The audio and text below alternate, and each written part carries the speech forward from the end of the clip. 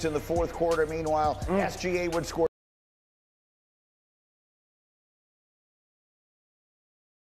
25, and OKC with a big win on the road to even up the series at 2 games apiece. And the numbers that matter belong to the Joker. He's averaging almost 6 turnovers a game in this series. He's shooting just 39%. Both would be his worst in a single season in his career. Here was Charles Barkley about the Joker after the game. 2 things. Number one, I thought what the NBA did to them was unfair. Making them play late Friday night, then an up center situation or their bench. I think that's one of the things that hurt them last year, because he gave out a gas last year against Rudy and Big Cat. So I don't think it's fair to blame everything on the Joker, but he has not played well, and I think he's wearing down. I was going to go to Wendy, but I saw your face when he said the scheduling was unfair. Why did you made sort of a weird face at me. It's unfair for OKC too, right? I mean, they're playing on short time as well. So I'm in the game with no excuses, and I think that fits towards Nikola Jokic as well. Look, I've been on this show, and I've said that I think he is the best player in the world. And when you're the best player in the world, you have unfair expectations.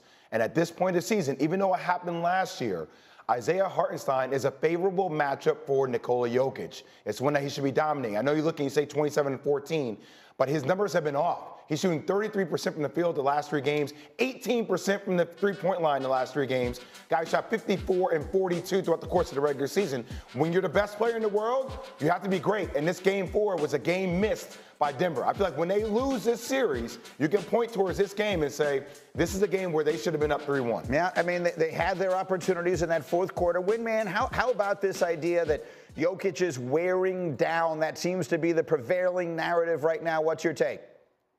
I don't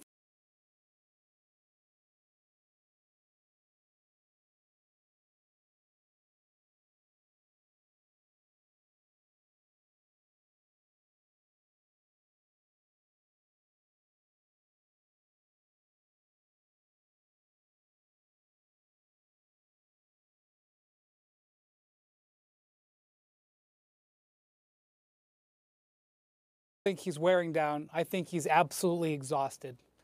I think you have to look at the last 2 weeks. They have played 7 games in 13 days.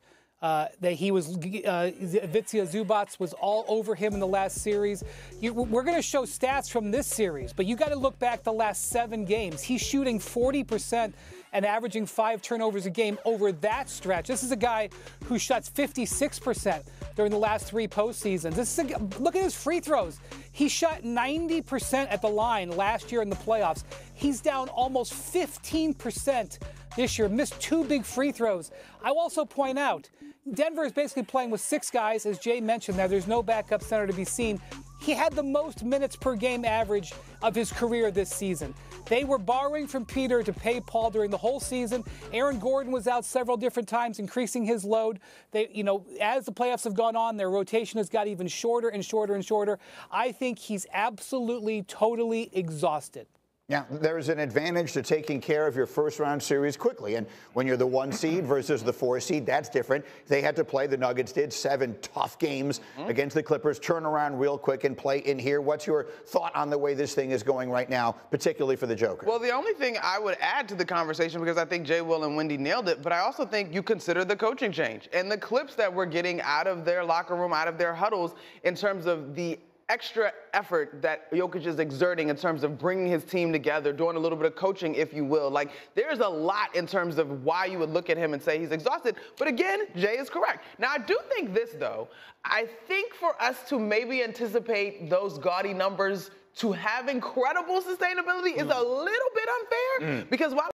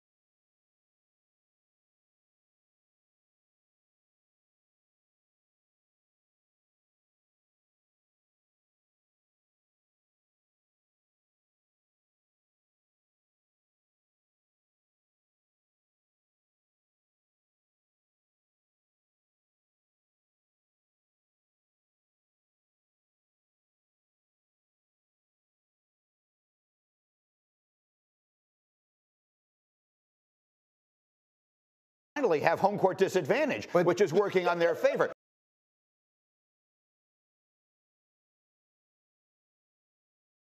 You can possibly be. So the Nuggets get the advantage of going on the road for Game 5. But Greeny and Monica, doesn't it kind of feel similar? And no, it could be different, but kind of with the Knicks a little bit, right? It does feel fascinating that the athleticism starts to wear down the guys that have to play 40, 45 plus minutes every single night to maximize their level of play. It feels a little bit similar. I'm not saying the series is over. I understand the comparison, yeah. It's something that you worry about. But depth matters. Yes. I mean, it's just that simple. Having more good players is an advantage. And if you are deep and you can take advantage of that, then you find yourself winning these games in the fourth quarters as they did yesterday. Again, if you just look at Jokic's numbers from yesterday's game, you'd say, by anyone's standards, even his, that's a decent game. But if you watch him in the fourth quarter, you can see the lumbering, you can see it getting to him, and Wendy made that point earlier. Okay, so we've got that one. I mentioned the home court disadvantage. That's where it has really, in the East, is where that has really taken precedent. This was the first win. I'm going to tell you right now, the Pacers win this game against the Cavs because they were winning by 41 points. Spoiler, Greeny. Yeah, so, but here's the moment of this game. Look at Benedict Mathurin just punching DeAndre Hunter. And the two sides going at it here. Mathurin eventually given a flagrant 2 and ejected. That's just a dirty play. A dirty play, yeah, and look, DeAndre Hunter also didn't have a field goal attempted after that play. Yeah, and look, this was just a non-game. In the second quarter, the Pacers are just obliterating them, and then we're going to find Miles Turner at the top of the top of the key, excuse me. This is a 7-0 run, and it's just getting started. Halliburton's going to keep it going. This thing would eventually run out to a 17-0 Indiana run.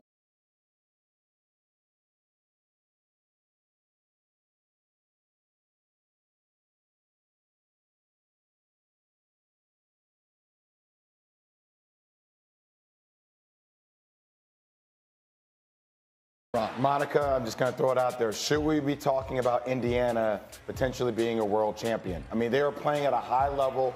They did demolish Cleveland last night. Yeah, demolished. As someone who thought Cleveland was legit, you then have to, yes, because of the way that they are making light work of the Cavs. Pacers up 41 at the half. And then the only thing that left that mattered, this is during second half warm-ups. That's the reason you're seeing these camera angles. It's not game action. But that's Donovan Mitchell, and this is just terrible. You can see he's trying to warm up. And look, Jay, what do you see there? Like he just... I don't know what I see. It's something with the left ankle. They're saying it's a left ankle. Cavs get dominated, and they lose their star. The final was 129-109, and it wasn't nearly that close. Wendy, what, if anything, do we know about the status of Donovan Mitchell going forward?